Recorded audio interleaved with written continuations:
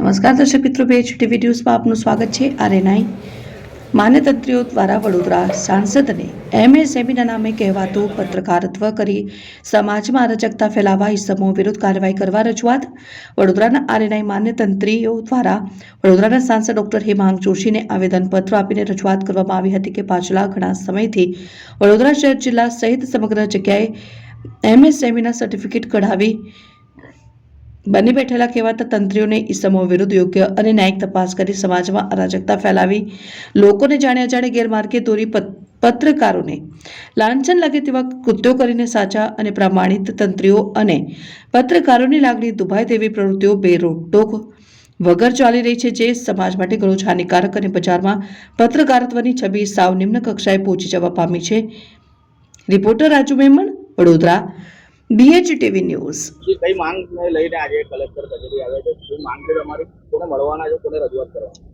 આજરોજ વડોદરાના RNI માન્ય તંત્રીશ્રીઓ દ્વારા વધુ એક વખત વડોદરાના માનનીય સાંસદ હેમાંગ જોશીને અમે રજૂઆત કરવા માટે આવ્યા છે।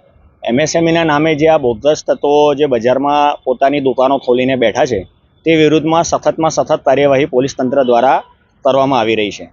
તે વિષયમાં વધુમાં અમે આજરોજ હેમાંગ જોશીને એ વિનંતી કરવા માટે આવ્યા છે કે આપ શ્રી ministry of information and broadcasting ડિપાર્ટમેન્ટમાં એક પત્ર લખીને આના સ્પષ્ટ ગાઈડલાઇન્સ બહાર પાડવામાં આવે તે ભાઈ MSME જે ના નામે જે આ લોકો જે પત્રકારત્વ કરી રહ્યા છે તે ખરેખર કાયદાકીય રીતે છે કે નથી। તમને ઘણા લોકોમાં એના વિશે અસમજ ઊભી થયેલી છે।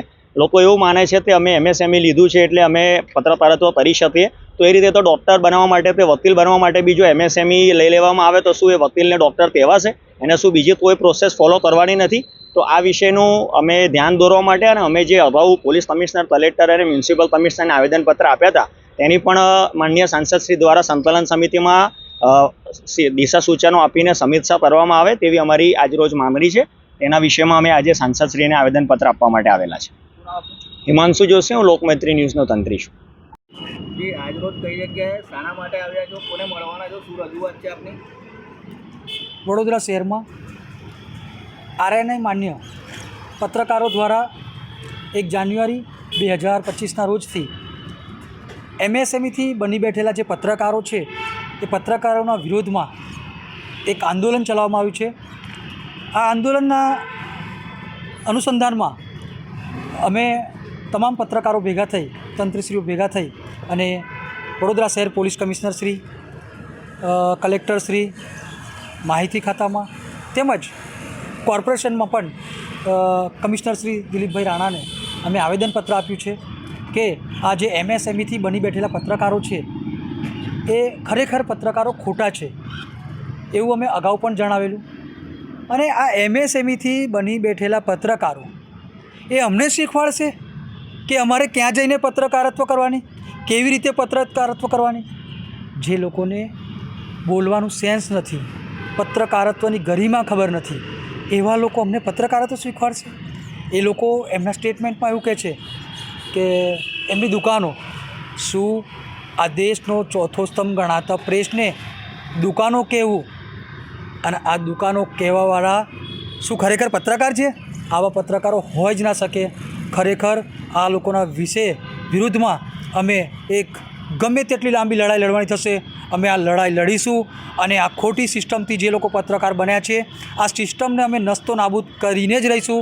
અને અમે એ લોકોને જવાબ આપીએ છીએ કે તમે આ જેમ તેમ ખોટા મોટા જવાબ આપવાનું છોડી દો, ખોટા સ્ટેટમેન્ટ આપશો જ નહીં।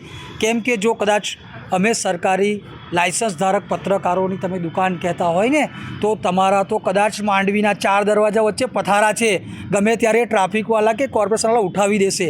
એટલે તમે તમારા પથારા બચાવવા માટે ધ્યાન રાખો, અમારી દુકાનો અમે સાચવી લઈશું, બરાબર? અને આ દુકાન નથી ભાઈ, આ દેશની ચોથી જાગીર પ્રેસના સરકારી લાયસન્સવાળા પત્રકારો છે, તંત્રીઓ છે। એટલે તમે કોઈ ખોટી એવી બયાનબાજી કરીને અમને અમારી ગરિમા કદાચ લાગણી દુભાય એવા સ્ટેટમેન્ટો કરવાથી અમને કંઈ જ ફરક પડવાનો નથી, કેમ કે અમારી પાસે આરએનઆઈનું સરકારી લાયસન્સ છે. જે ગરીમાં જશે તો તમારી જશે, લાંછન લાગશે તો તમારું જ લાગશે. કેમ કે તમે એમએસએમઈનું સર્ટિફિકેટ લો ધંધો કરવા, પણ ધંધો જો તમારે મીડિયાનો કરવો હોય તો બ્રોડકાસ્ટમાંથી કાં તો આરએનઆઈમાંથી તમારે લાયસન્સ લેવું પડે. એ લાયસન્સ તમારા પાસે છે નહીં, એટલે બની બેઠેલા પત્રકારો તમે છો. આજે આ વડોદરાનો અવાજ દિલ્હીમાં જાય, વડોદરામાંથી જે દિલ્હી માટે પ્રતિનિધિત્વ કરેલું એવા શ્રી ડૉક્ટર હેમાંગભાઈ જોશી, જેઓ અમારા સાંસદશ્રી છે, આજે અમારો અવાજ લઈ અને એ દિલ્હીની પાર્લામેન્ટમાં જશે અને આ જે સિસ્ટમ છે એ સિસ્ટમની અંદર જે કંઈ સુધારા વધારા કરવા હશે એ કરશે અને આવા બની બેઠેલા પત્રકારોને હંમેશા માટે નષ્ટ કરીને જ રહીશું. વિક્રમભાઈ ડાભી, તંત્રી સાવધાન, વડોદરા સમાચાર.